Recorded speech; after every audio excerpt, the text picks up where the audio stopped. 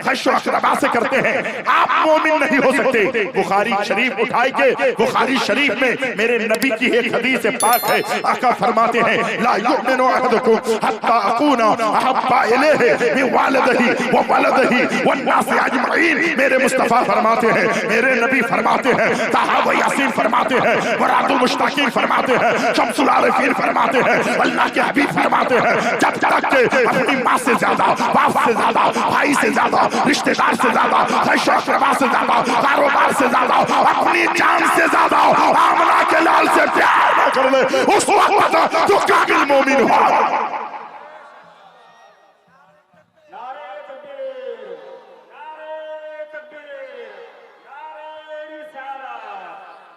ईमान वाला होना इतना आसान नहीं है। नबी से प्यार सबसे ज्यादा होनी चाहिए। आप कितनी मोहब्बत करते हैं, आप कितना प्यार करते हैं, आप कितना इश्क रखते हैं। लोग कहते हैं मौलाना मैंने 10,000 रुपए दे दिया, 20,000 दे दिया, 50,000 दे दिया। नहीं, अरे अगर तू नबी से प्यार करता है तो आका फरमाते हैं कुर्रतु ऐनी फी सलाह, नमाज मेरे आका के आंखों की ठंडक है।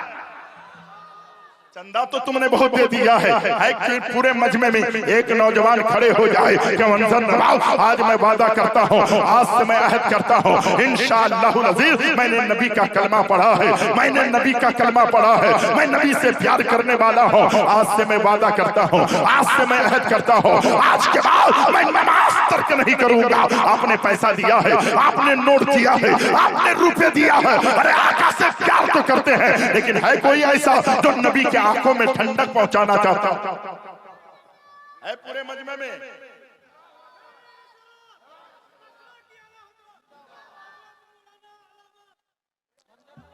चाचा चाचा कोई जरूरी नहीं है। अरे भाई किसी को खुश करने से कुछ नहीं होता।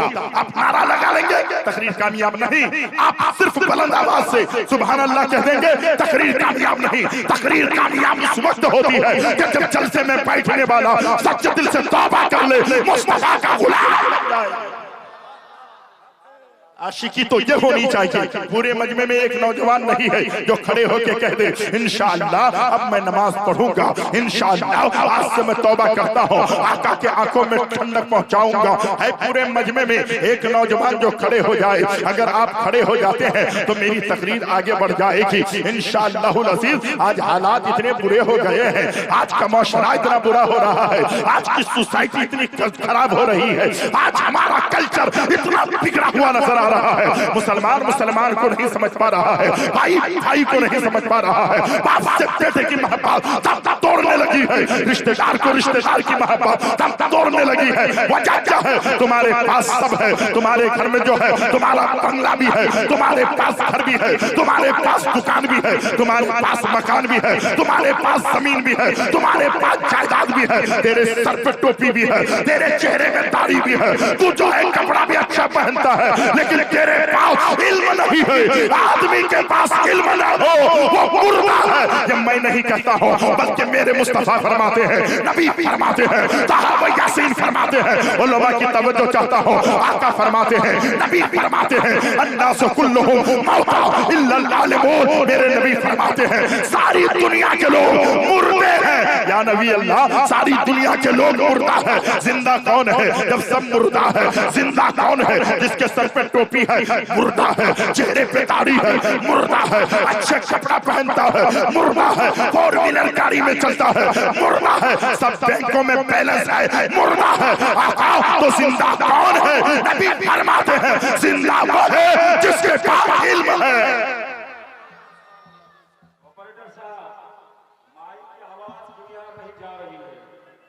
जिंदा वो है जिसके पास इल्म है। जिंदा कौन है? जिसके पास है। कोई एक नौजवान खड़े हो जाए मैं नमाज पढ़ूंगा, कोई नहीं है। सुभान अल्लाह, बेटा आ जाओ, मैं देख लिया हूं आपको, आ जाइए।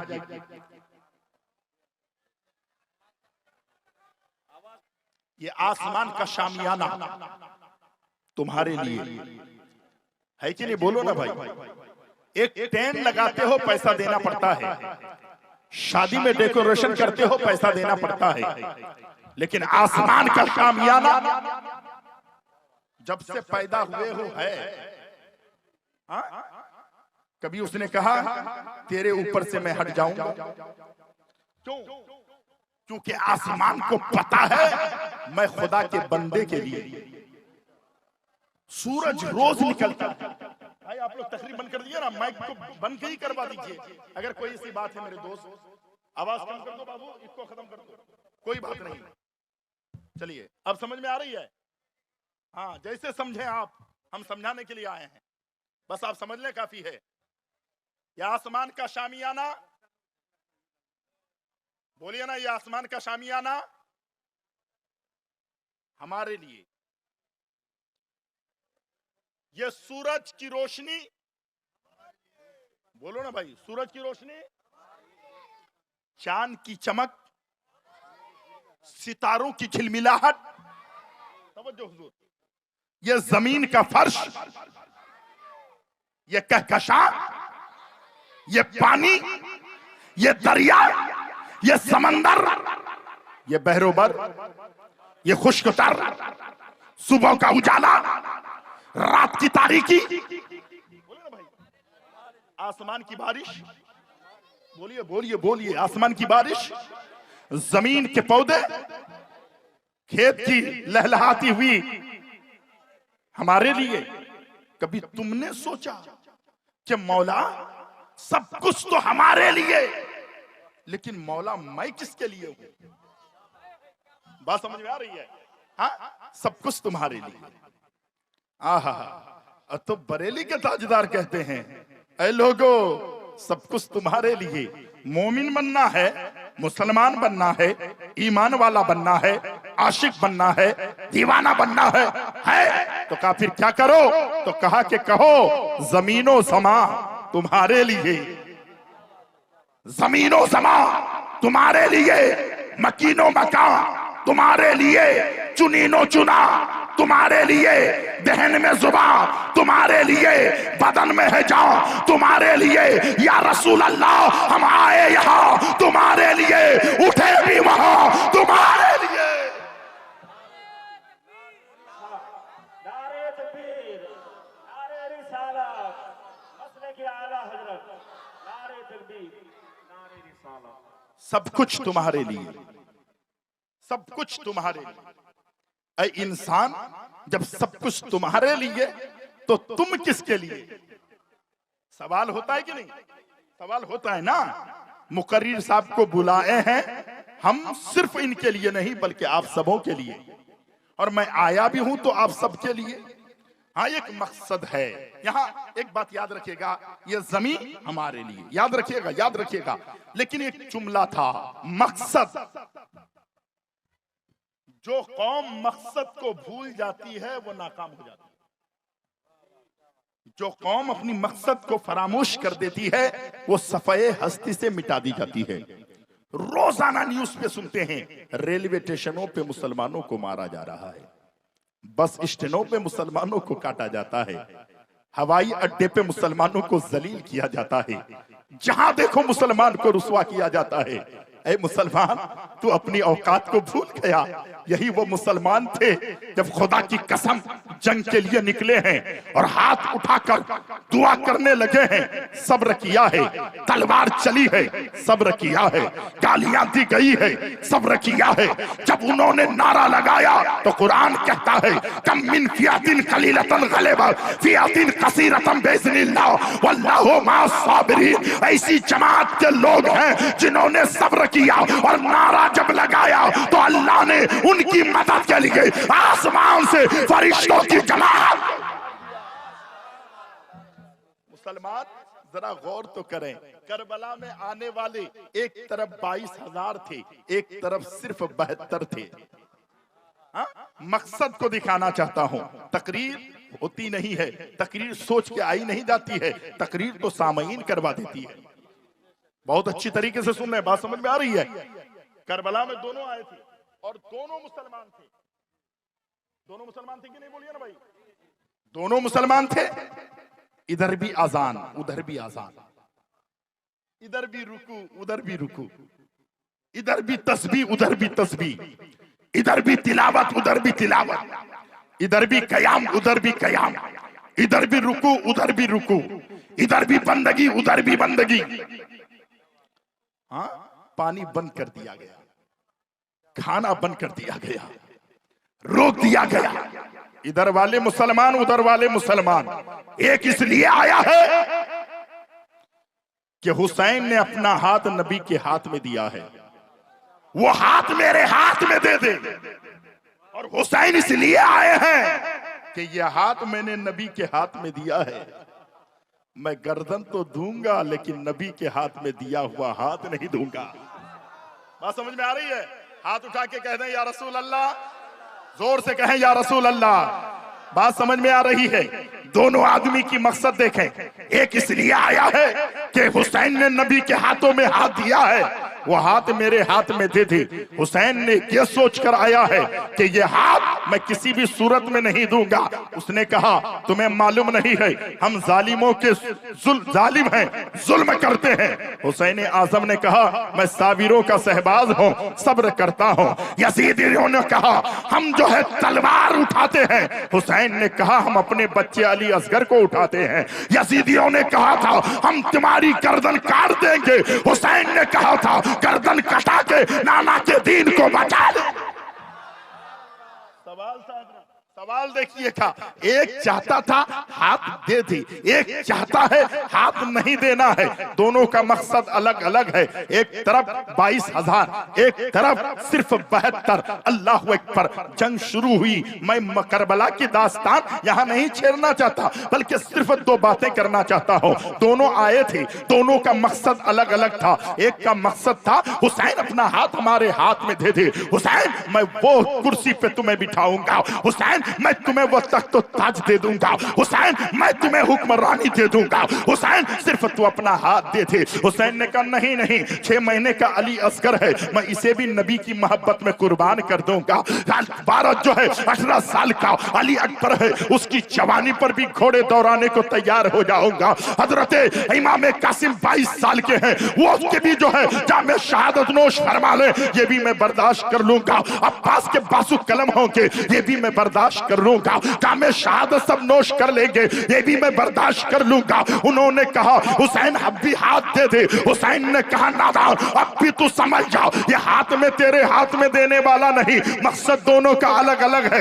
एक हाथ लेने के लिए आया है और एक हाथ नहीं देने के लिए आया है। जब करबला कायम हुई है, अल्लाह अकबर, 1 मिनट में गुफ्तगू समझा देता हूं। हुसैन आजम का सर कट गया है, 72 जानिसार जामे शहादत नोश फरमा चुके हैं। अल्लाह अकबर, कुर्बान जाओ मुसलमानों। करबला के तपते हुए करबला के तपते हुए सहरा में अल्लाह अकबर शहर बानू भी है, उम्मे रुबाब भी है, उम्मे लैला भी है, इमाम ज़ैनुल आबिदीन भी है। तड़पती हुई लाशें हैं, हजरत सकीना देख रही है, बिलखती हुई जो है सबके सब नजारा कर रहे हैं। हजरत ज़ैनब ने देखा जालिमों ने क्या किया, हुसैन आजम का सर काट दिया। और जब इमाम हुसैन शहीद हो गए तो तलवार के नोक पर इन जालिमों ने हुसैन के सर को लेकर जाने लगे और कहा ऐ ज़ैनब देख, तेरे भाई का सर हमने नीचे कर दिया है। ऐ ज़ैनब देख ले, तेरे भाई के सर को तन से जुदा कर दिया है। ऐ ज़ैनब देख ले, तो फातिमा की शहजादी है, हमने तुम्हें खून में नहा दिया है। हजरत ज़ैनब कहती है अरे नादान कह रहे हो, मेरे भाई का सर तुमने नीचे कर दिया। मेरा भाई मदीने से निकला था, मेरे भाई का सर ऊंचा था। मक्के से जो है करबला निकला था, मेरे भाई का सर ऊंचा था। मेरे भाई यहाँ पर जो है एक एक को कुर्बान करता गया, मेरे भाई का सर ऊंचा था। ऐ यजीदियों, कान खोल के सुनो, अपने माथे की आंखों से देखो, मेरे भाई का सर कल भी बुलंद था, अब भी मेरे भाई का सर सारे यजीदियों से बुलंद वो बाला नजर आ रहा है। बात समझ में आ रही है? मकसद है, मकसद है। एक का मकसद है हाथ दे दे, दूसरे का मकसद है जान दे देंगे हाथ नहीं देंगे, जान दे देंगे हाथ नहीं देंगे। अल्लाह अकबर, कुर्बान जाओ मुसलमानों। सारे यजीदियों ने तलवार को फिजा में लहरा के कहा था हम हार गए। तारीख करबला पढ़िए। मेरी बेटियों गौर से सुनना, मैं तुम्हारे लिए बहुत कुछ लेके आया हूं। क्या हो गया भाई? अल्लाह अकबर। अब बताइए जलसों में मोटरसाइकिल चोरी हो जाए तो आप क्या करने आए थे? चोरी करने आए थे? नबी के जलसे में जितने लोग यहां हैं, बोलिए, बोल दिए, जोर से बोलो ना सुभान अल्लाह। सदर साहब सारे यजीदी कहने लगे हुसैन का सर कटा है। सारे यजीदियों ने कहा हम हार गए। तारीख के करबला पढ़िए, कहते हैं सारे यजीदी कहते हैं, हालांकि तलवार उसके हाथ में, गर्दनें उन्होंने काटी है, बाजू उन्होंने कलम किया। सारे यजीदी कहने लगे हम हार गए। करे तुम कैसे हार गए? तुम कहते हो तुम हार गए, कहां हार गए? कहा कैसे, क्या मतलब? सारे यजीदियों ने कहा था हम जिस मकसद के लिए आए थे, करबला में जिस मकसद के लिए आए थे कि हुसैन अपना हाथ दे दे, हम अपने मकसद को पा ना सके और हुसैन अपनी गर्दन को कटा दिए, लेकिन नाना के हाथ में दिया हुआ हाथ नहीं दिए। हारे हम हैं, जीता हुसैन है। हारे हम हैं, जीता हुसैन है। मकसद था। अब जो जलसे में आकर के मकसद यह हो कि चोरी करना है, मकसद यह है कि ड्रामा करना है, मकसद यह है अय्याशी करना है, मकसद यह है किसी की बेटी बहू को छेड़ना है। अरे नादान, ये मुस्तफा जाने रहमत की महफिल है।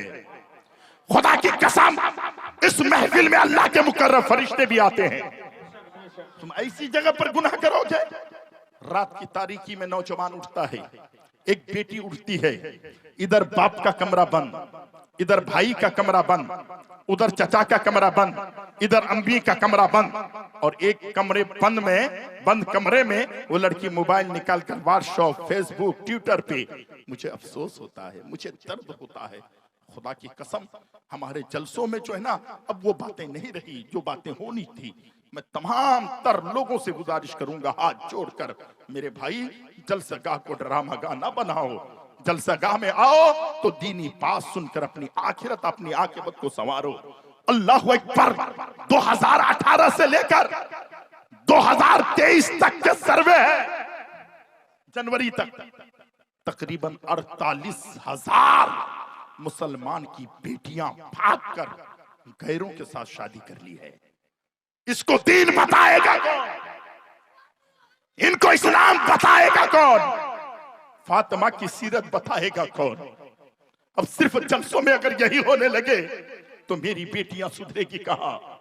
अगर एक बेटी को मालूम हो जाए कि फातिमा की जिंदगी ऐसे गुजरी है तो खुदा की कसम, जालिम नादानों के ना दौलत उसको बहका सकती है, ना शोहरत बहका सकती है, ना उसके कार उसके ईमान को लूट सकता है। जरूरत है अरे हर हाल में फातिमा की सीरत बेटियों को बताई, इस्लाम का किरदार हमारे नौजवानों को बताया जाए, हमारी नस्लों को बताया जाए। जलसों में आओ तो खुदारा ये सोच कर जरूर आओ कि मैं जलसे में सिर्फ घूमने नहीं जा रहा हूं, अपनी इस्लाह करने जा रहा हूं। मैं अपने लिए जा रहा हूं, मैं अल्लाह उसके रसूल की रज़ा के लिए जा रहा हूं। मेरे भाई, ये किसकी बहन गई, ये किसकी बेटी गई, ये किसकी जो है घर की बेटियां भागी, हमारी और आपके घर की बेटियां भागी। मेरे भाई, क्या हो गया हमारी बेटियों को?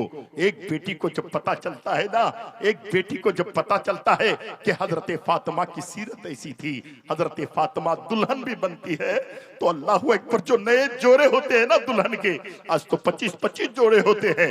हजरत फातिमा नबी की शहजादी, नबी की बेटी, अल्लाह अकबर, तमाम औरतों की सरदार हजरत फातिमा जब दुल्हन बनकर अली के घर जाने लगी ना, तो उनके जो है अल्लाह अकबर शादी के जोड़े पे 18 पेवन लगे हुए थे। अल्लाह अकबर। लेकिन रसूल बावकार की बेटी फातिमा ने दुनिया को दिखाया, ऐ दुनिया की शहजादियों सुनो, मैं रसूल बावकार की बेटी हूँ, जन्नती तमाम औरतों की सरदारा हो, लेकिन सुन लो, अरे दुनिया की शोहरत, दुनिया की दौलत काम नहीं आने वाली है। अरे अगर तेरे कपड़े में पेबंद लगा है, खुदा राजी है, दुनिया भी आबाद है, आखिरत भी आबाद हो जाए।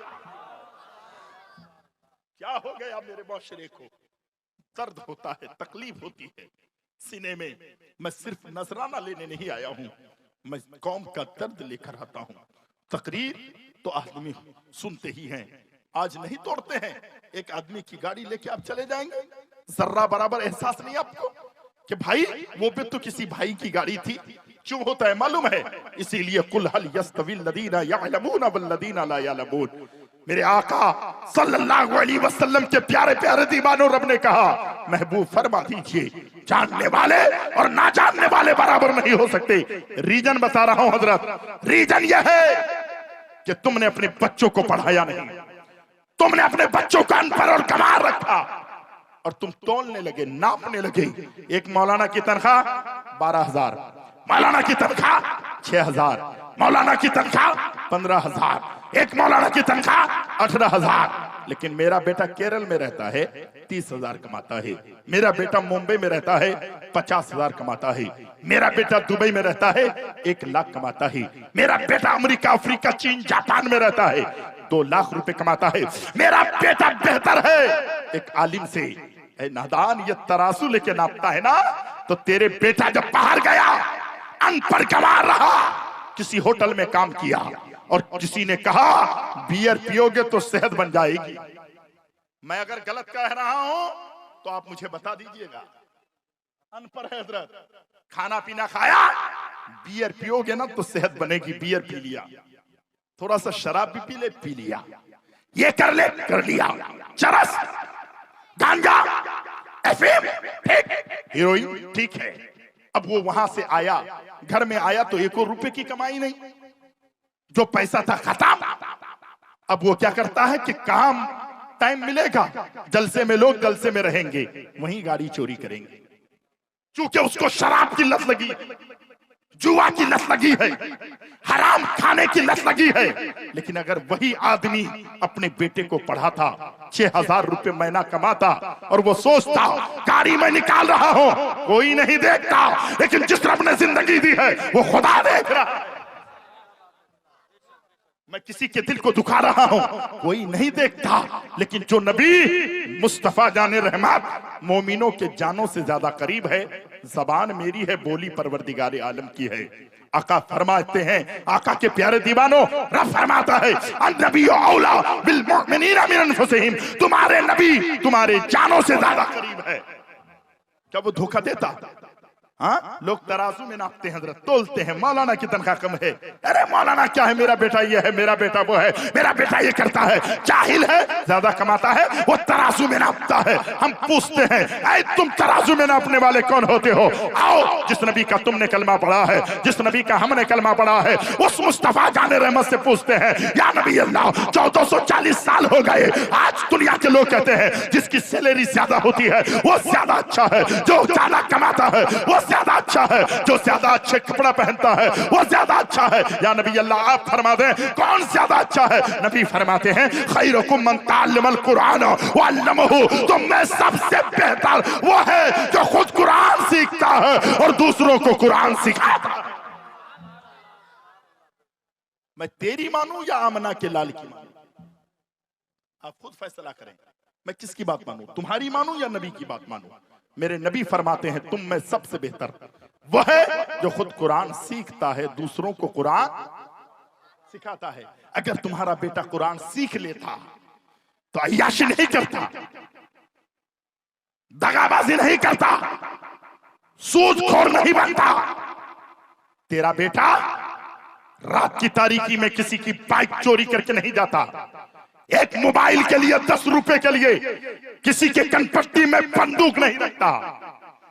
चाहते हो कि मेरा बेटा दीन का सिपाही बने तो 3 टाइम खाते हो, 2 टाइम खाओ, अपने बच्चों को इल्म दीन सिखाओ। अगर तुमने अपने बच्चों को इल्म दीन नहीं सिखाया, अपनी बेटियों को दीन की तालीम नहीं दी, तो वो दिन भी आएगा कि जो आज हम सुन रहे हैं कल भी सुनना पड़ेगा। अगर हमने दीन की तालीम दे दी, दीन का सबक पढ़ाया, बात समझ में आ रही है? अच्छा, कितने लोग समझ रहे हैं? हाथ उठा के गए या रसूल अल्लाह।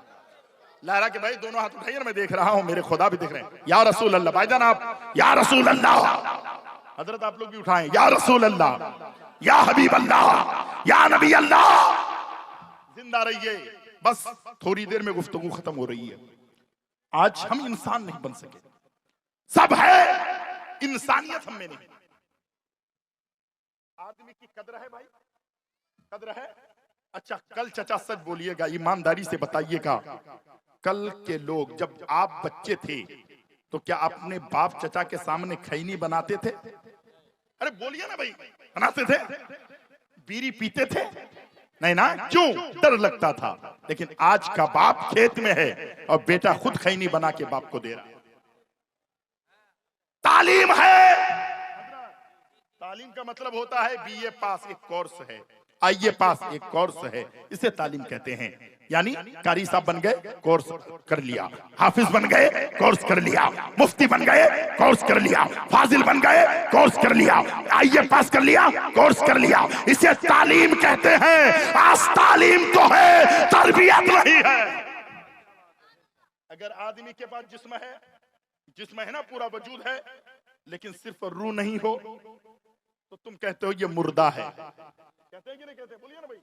मुर्दा है, हाथ है, मुर्दा है, पैर है, मुर्दा है, जबान है, मुर्दा है, आंख है, देख नहीं पाता है, मुर्दा है, सर है, मुर्दा है, कान है, सुन नहीं पाता, मुर्दा है। कहने का मकसद यह है, अगर जिस्म में रूह ना रहे, वो मुर्दा है। तो बिना तस्बीह समझ लो तुम्हारे पास सब है, अगर तरबियत नहीं है तो तुम भी जो है मुर्दे की शक्ल हो। तुम्हारे पास जिस्म है, रूह ना हो तो बेकार है, तालीम है, तरबियत नहीं है तो बेकार। तालीम के साथ तरबियत, किसी की कद्र नहीं है, किसी की अहमियत नहीं है दिलों में। इल्म से हम बहुत दूर हो गए। बात समझ में आ रही है? मुझे बहुत खुशी हुई और जलसों से ज्यादा यहां अच्छा लगा मुझे। वजह यह है कि आप समझने की कोशिश कर रहे हैं। एक मेरे गरीब नवाज के मुरीद हैं, नाम सुने हैं आप? हजरत सूफी हमीदुद्दीन नागौरी। नाम सुने आप? नाम सुने? क्या नाम बाबू? सूफी हमीदुद्दीन नागौरी। मुफ्ती साहब तवज्जो चाहूंगा। सूफी हमीदुद्दीन नागौरी गरीब नवाज के मुरीद खास। चीनी खरीदने जा रहे हैं भैया। क्या खरीद रहे हैं? हाँ, कोई आदमी गए इसमें से बारमेर, जसमेर, पाकिस्तान के बॉर्डर। मैं अल्हम्दुलिल्लाह तकरीर करके आया हूं। अभी भी एक मार्केट यहां है तो दूसरी मार्केट 40 किलोमीटर, 50 किलोमीटर, 60 किलोमीटर की दूरी पर है। रेतीली जमीन है, घर वगैरह बहुत कम है। सूफी हमीदुद्दीन नागौरी चीनी खरीदने के लिए अपने घर से निकले। कितने किलोमीटर मालूम है? 12 कोस, 36 किलोमीटर। आज क्या हो गया? हमारे पास इल्म नहीं है, हम किसी की कदर नहीं करते। सूफी हमीदुद्दीन नागौरी गए 12 कोस यानी 36 किलोमीटर पैदल चलकर दुकान में चीनी खरीदने गए। इतने बड़े वली कामिल जब चीनी खरीद के घर आने लगे तो गली में कुछ लोग मिले, हजरत के दीवाने चाहने वाले थे। कहा हुजूर आपके माथे पे पसीना, आपकी पेशानी में पसीना, आपके जिस्म में पसीना, हुजूर कहां से आ रहे हैं? हजरत ने फरमाया मैं चीनी खरीदने गया था, वहीं से आ रहा हूं। बात खत्म हो गई। हजरत अंदर आए। आप भी मार्केट से जब कोई सामान खरीद के लाते हैं तो उसी में नहीं रखते, दूसरे बर्तन में उंडेल देते हैं, दूसरे बर्तन में डाल देते हैं। हजरत अंदर गए, दूसरी बर्तन में चीनी को उंडेला। जब उंडेला ना तो क्या देखा? उन चीनियों के अंदर, उस शक्कर के अंदर एक चूटी थी। एक चूटी, चूटी समझते हैं? जिसे बच्चे मसल देते हैं, आप भी कभी मसल देते हैं। हा? उसकी कद्र क्या है भाई? मसल देते हैं ना। चूटी की क्या बेकार है? चूटी को हाथ से मसल देते हैं, पैर से मसल देते हैं। सूफी हमीदुद्दीन नागौरी ने जब उस थैली से उस बर्तन के अंदर उस चीनी को, उस शक्कर को उंडेला तो देखा एक चूटी है। अल्लाह अकबर। सूफी हमीदुद्दीन नागौरी ने उस चूटी को उठाया, उठाकर अपनी हथेली में रखा, थोड़ी सी शक्कर ली, हथेली में रखा, मुट्ठी बांध ली। उसी वक्त फौरन घर से बाहर निकले, पसीना भी सूखा नहीं। उसी वक्त जब घर से बाहर निकले वो लोग थे, उन्होंने कहा हुजूर कहां जा रहे हैं? कहा जिस दुकान से लेकर अभी शक्कर आया था वहीं जा रहा हूं, वहीं जा रहा हूं। हुजूर क्या बात है? क्या कोई बात नहीं। हुजूर बताइए। क्या नहीं कोई बात नहीं। हजरत आपकी मुट्ठी क्यों बंदी है? अरे छोड़ो। क्या हुजूर खोलिए। हजरत ने खोल दी, देखा थोड़ी सी शक्कर है, चीनी है, उसके अंदर एक चोटी है। हजरत बात समझ में नहीं आ रही है, आप अभी आए थे अभी जा रहे हैं? अभी आए थे अभी जा रहे हैं? कहा हाँ जा रहा हूं। क्यों? हजरत ने फरमाया कि ये चूटी को, इस चूटी का मकान वहां था उस दुकान में, वहां के रहने वाली थी। मैंने उस चूटी को लेकर आ गया हूं। मेरे दिल ने कहा एक चूंटी को मैंने उसके घर से बेदखल कर दिया है, ऐसा ना हो कि मेरा खुदा मुझे मेरे घर से बेदखल कर दे, इस डर से उस चूंटी को उसके मकान पे छोड़ने जा रहा। समझा? ये था इल्म। आज कोई आदमी कुत्ते की कदर करता है, जो बेटे की ना करे कुत्ते की क्या कदर करेगा। कल की रात में हम लोग थे, अल्लामा तौसीफ रजा साहब, हुजूर सैयद इमाम अहमद रजा साहब, इदारा शरिया पटना के, ये नाचीज भी था, अहमदुल फत्ता था, लेकिन जब हम लोग गए जलसे के करीब में, रात के 11:30 बजे गोली चली, मुसलमान ने मुसलमान को मार दिया। खुदा की कसम भेजा निकल गया था। अगर आप कहो तो मैं उसको अभी भी फोटो मंगा के आपको दिखा सकता। ये इंसान था। हजरत शेख कबीर अहमद रिफाई का नाम आपने सुना होगा, गौसे आजम के जमाने के पीर हैं। जोर से बोलो ना सुभान अल्लाह। क्या नाम है? हजरत शेख कबीर अहमद रिफाई। ये कौन है? एक अल्लाह के बरगुज़ीदा वली हैं। उनके हाथ में एक थैली होती थी भाईजान। क्या होती थी? एक थैली। थैली में क्या होता मालूम है? चंद रोटी के टुकड़े होते और उसमें मरहम पट्टी उस थैली में रखा करते। हजरत शेख कबीर अहमद रिफाई जब मेरे नबी के रोजे पे गए, बहुत अच्छे से समझ रहे हैं ना, जब नबी के रोजे पे गए तो कहा अस्सलातु वस्सलामु अलैका या रसूल अल्लाह, अस्सलातु वस्सलामु अलैका या हबीब अल्लाह। नबी के रोजे पे जाके सलाम किया। मेरे मुस्तफा के कब्र अनवर से फौरन सलाम का जवाब आया। हाँ, बरेली के ताजदार कहते हैं वो महब इल्तिफात है जो चाहो मांग लो, मेरे नबी हयात है जो चाहो मांग लो, और तू जिंदा है वल्लाह, तू जिंदा है वल्लाह, मेरे चश्मे आलम से छुप जाने वाले। हजरात बात को समझें। जब सलाम पेश किया, सलाम का जवाब आया। शेख कबीर अहमद रिफाई कहते हैं या नबी अल्लाह, चिलमन हटा दो, जलवा दिखा दो। तमन्ना बढ़ गई, मोहब्बत बढ़ गई। या नबी अल्लाह, शेख कबीर अहमद रिफाई आपके हाथों को चूमना चाहता है, आपके हाथों को बोसा देना चाहता है। गौसे आजम के जमाने के पीर। सलाम किया, जवाब आया या नबी अल्लाह, आपके हाथों को मैं चूमना चाहता हूं, बोसा देना चाहता हूं। कैसी मोहब्बत होगी, कैसी आशिकी होगी, कैसी दीवानगी होगी, कैसा इश्क होगा। शेख कबीर अहमद रिफाई के आंखों से आंसू बह रहे हैं। या नबी अल्लाह, गुनहगार आपके हाथों को चूमना चाहता है, बोसा देना चाहता है। अभी कह ही रहे थे, तारीख गवाह है मेरे मुस्तफा जाने रहमत की कब्रें फट गई, मेरे मुस्तफा जाने रहमत के दोनों हाथ बाहर आए। अरे जोर से बोलो ना, और जोर से बोलो। जब हाथ बाहर आए, शेख कबीर अहमद रिफाई ने मेरे मुस्तफा जाने रहमत के हाथों को चूमा, बोसा दिया, और जब निकले लोगों ने कहा शेख कबीर अहमद रिफाई, तुमने वो कौन सा काम किया था जो तुम्हें अल्लाह के नबी ने ये रुतबा, ये मकाम, ये मनसब अता किया। अब गौर से सुनिएगा। तुम्हारे आंगन में कोई कुत्ते आ जाएं, आप क्या करते हो? बेटे के हाथ में डंडा देते हो, मारो भगाओ करते हैं। शेख कबीर अहमद रिफाई से पूछा ये रुतबा, ये मकाम, ये मनसब कैसे मिला? शेख कबीर अहमद रिफाई कहते हैं लोगों, तुम मुझसे सवाल करते हो, मैं गुनहगार आदमी हूँ, खताकार हूँ, बंदगी नहीं, रियाजत नहीं, सजदे नहीं, तिलावत नहीं, का फिर ये रुतबा कैसे मिला? शेख कबीर अहमद रिफाई कहते हैं लोगों, जब मुझसे सवाल करते हो तो सुनो। मेरे हाथ में एक थैली हमेशा होती, उस थैली में चंद रोटी के टुकड़े होते, उसमें मरहम पट्टी हुआ करता। आज बाप दर्द से चिल्लाता है, बेटा मरहम पट्टी ला कर देने को तैयार नहीं। मां सर के दर्द से चीखती है। नौजवान कहता है अम्मी, मेरे पर्स में पैसा नहीं, एटीएम खाली है, पर्स खाली है, जेब खाली है। लेकिन उसी नौजवान को देखें, एक जलसे में जाता है, बिरयानी की दुकान में बैठता है, और ऐसे शराबी, जुआरी, मक्कार दोस्तों को लेकर एक दुकान में बैठकर 1000 रुपए की बिरयानी खा लेता है। माँ के लिए पैसा नहीं, बाप के लिए पैसा नहीं, घर के लिए पैसा नहीं। अरे नादान, मेरे नबी ने तुझे कहा तेरे घर में तेरे वालिदैन है, ये तेरे लिए जन्नत है। अगर ये तुझसे रूठ जाए तो दुनिया बर्बाद हो जाती है, ये तुझसे राजी हो जाए तो नबी भी राजी होते हैं, खुदा भी राजी हो जाए। तुमने क्या किया? क्या वजह है? इल्म ना होने की वजह से। समझ में आ रही है? आ रही है। शेख कबीर अहमद रिफाई कहते हैं लोगों, जब तुम मुझसे सवाल करते हो कि ये रुतबा कैसे मिला, ये मकाम कैसे मिला, ये बुलंदी कैसे मिली, ये अजमत कैसे मिली, तो सुनो सुनो। हुजूर कैसे? शेख कबीर अहमद रिफाई कहते हैं कि मेरी थैली में रोटी के टुकड़े होते, उसमें मरहम पट्टी हुआ करता।